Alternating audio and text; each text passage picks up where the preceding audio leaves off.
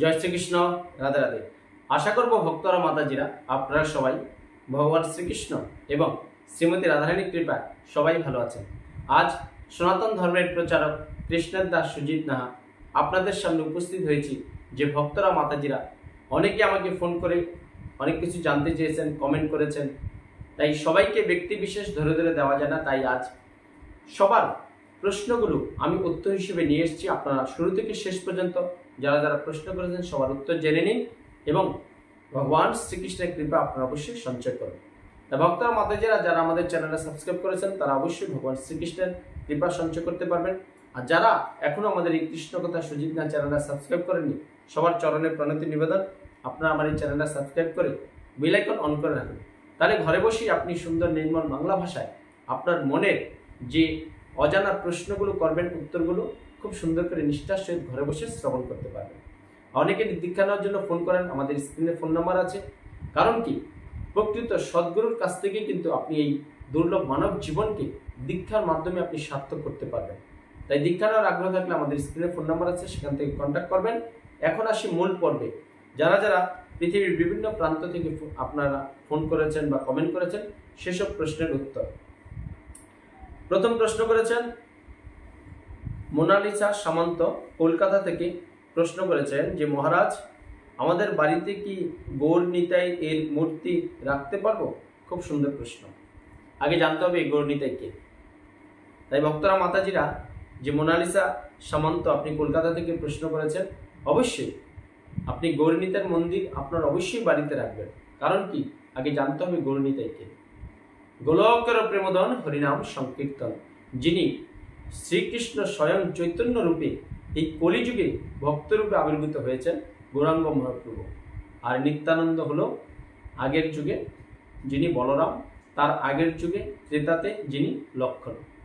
তাই এই যে ভগবান শ্রীকৃষ্ণ শ্রী চৈতন্য মহারূপে এই মহাপ্রভু হিসেবে এসে যে এই যে কলিযুগের যুগধর্ম হরিনাম সংকীর্তন দিয়ে গেছেন, আর নিত্যানন্দ প্রভুর যদি আপনি কৃপা সঞ্চয় করতে না পারেন তাহলে গৌরাঙ্গ মহাপ্রভুর কৃপা আপনি কখনোই সঞ্চয় করতে পারবেন না ভক্তরা মাতাজিরা।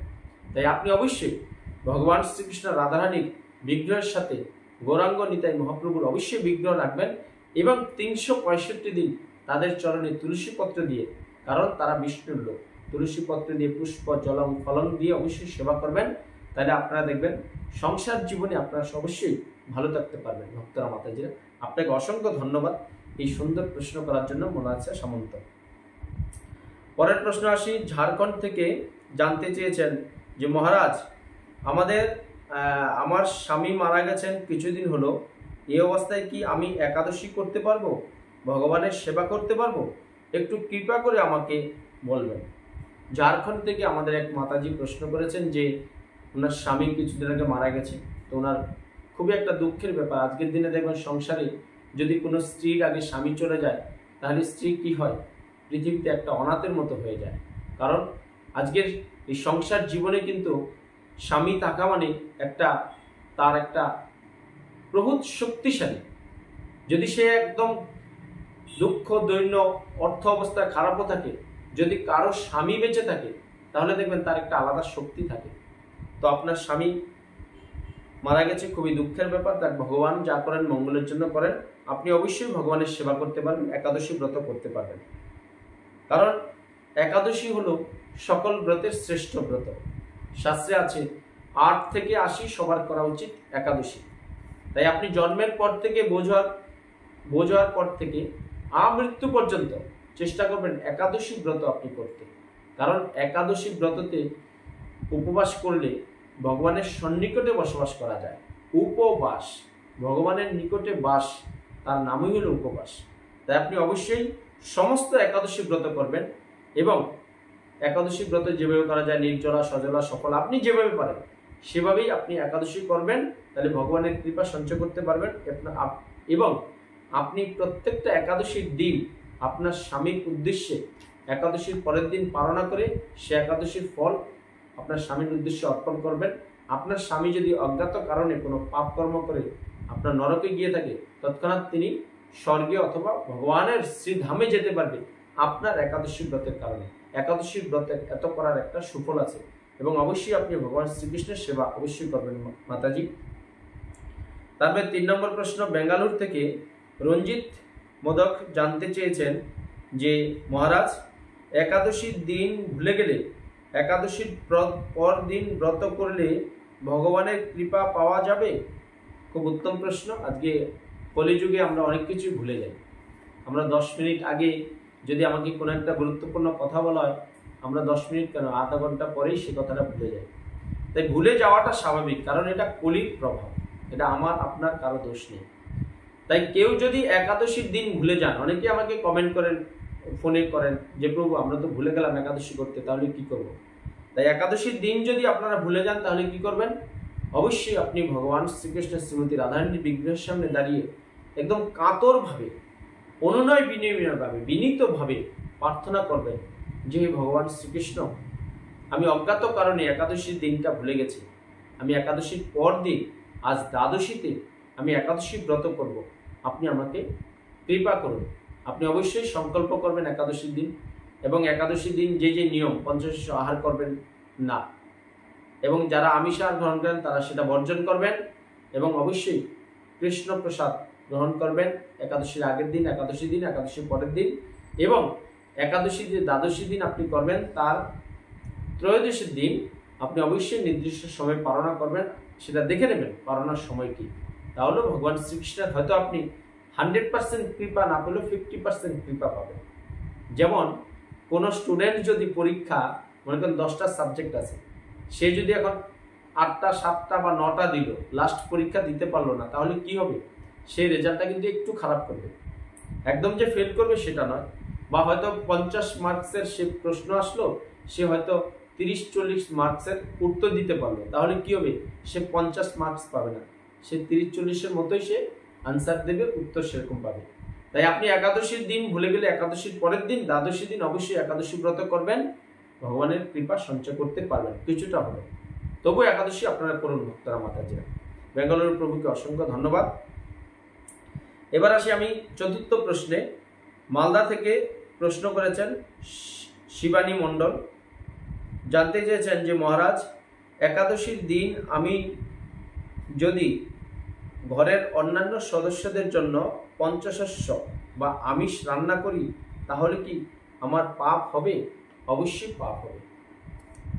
আপনি আগে জানুন ভক্তরা মাতাজিরা, আমরা ছোটবেলা থেকে যে শিক্ষা পেয়েছি, অন্যায় যে করে আর অন্যায় যে সহে তব ঘৃণা তারে যেন তৃণসমদহে। মানে কেউ অন্যায় করছে, সে যে একটা পাপ করছে, আর অন্যায়টা যদি আমরা কেউ দেখি, দর্শন করি, আমাদের কিন্তু সমান অপরাধ হবে। কারণ কি? আমি অন্যায়টাকে প্রশ্রয় দিয়েছি। তাই আপনি এত কষ্ট করে ভগবান শ্রীকৃষ্ণের সন্তুষ্টি বিধানের জন্য একাদশী করবেন, আর আপনি ঘরের অন্যান্য সদস্যদের জন্য আপনি পঞ্চশস্য বা আমিষ বা যাই রান্না করেন, আপনারা মন্ডা মিঠাই রান্না করে খাওয়াবেন, সেটা কিন্তু অপরাধ হবে ভক্তা মাতাজিরা। আপনারা চেষ্টা করবেন সংসারে সবকিছু ব্যালেন্স করে পরিবারের সবাই মিলে আনন্দ সহকারে একাদশী ব্রত করতে। এবার দেখেন, কেউ যদি না করে তো কি করবেন আপনি? আপনি তো সংসারে অশান্তি করতে পারবেন না। আপনি চেষ্টা করবেন যাতে সেদিন অন্তত এই পঞ্চশস্য বা আমিষ আহার বর্জন থেকে অন্যান্য সদস্যদের বর্জন করাতে ভক্তরা মাতাজিরা। তাই আপনি যে প্রশ্ন করেছেন, খুব সুন্দর প্রশ্ন করেছেন।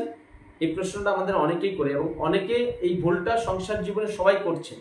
নিজে একাদশী করছে কিন্তু অন্যান্য পরিবারের সদস্যদেরকে পঞ্চশস্য আমিষ মন্ডা মিঠাই রান্না করে খাওয়াচ্ছে। এটা আস্তে আস্তে আপনারা বন্ধ করতে পারবেন। হঠাৎ আপনি পারবেন না, কারণ হঠাৎ যদি করতে যান সংসারে অশান্তি লাগবে। আপনি আস্তে আস্তে করুন, ভগবানের কাছে ক্ষমা চেয়ে নেবেন যে প্রভু আমি এখন পারছি না, আমার মনে বাসনা আছে, আমি পরবর্তীতে আমরা পরিবারের সবাই মিলে একাদশী ব্রত করব এবং নিরামিষ আহার গ্রহণ করব। তাও ভগবানের আপনি কৃপা সঞ্চয় করতে পারবেন। এবার আসি সর্বশেষ প্রশ্ন 5 নম্বরে। শিলচর আসাম থেকে জানতে চেয়েছেন রণবীর দাস, জানতে চেয়েছেন যে গুরুদেব, বাড়ির সবাই একাদশী না করলে আমি একাদশী ব্রত পালন করতে পারবো? অবশ্যই পারবেন। দেখুন, আপনি ভগবান শ্রীকৃষ্ণের সন্তুষ্টি বিধানের জন্য আপনি যতটা করবেন আপনি ততটা ফল সঞ্চয় করবেন। এবার আপনার পরিবারের 3 জন 4 জন 5 জন 6 জন, যার ফ্যামিলিতে যতজন সদস্য আছে, সবার পক্ষে সেটা সম্ভব হয় না। কে কি করলো না করলো সেদিকে আপনি ধ্যান দেবেন না। আপনি একাদশীর দিন অবশ্যই নিষ্ঠা সহকারে ভগবান শ্রীকৃষ্ণকে প্রীতি সাধনের জন্য একাদশী ব্রত অবশ্যই করবেন। হ্যাঁ, যেমন ধরুন আপনি যদি সারাদিন সকাল বিকাল দুপুর ঠিকমতো আহার গ্রহণ করেন, তাহলে কি হবে, আপনার শরীরে শক্তি পাবেন চলাফেরা কাজকর্ম সবকিছু করার জন্য, ইত্যাদি ইত্যাদি।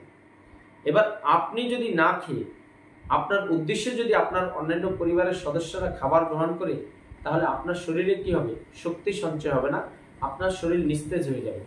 তত্র পরিবারের সবাই একাদশী করুক না করুক, আপনি ভগবানের শ্রীকৃষ্ণের সন্তুষ্টি বিধানের জন্য একাদশী করুন।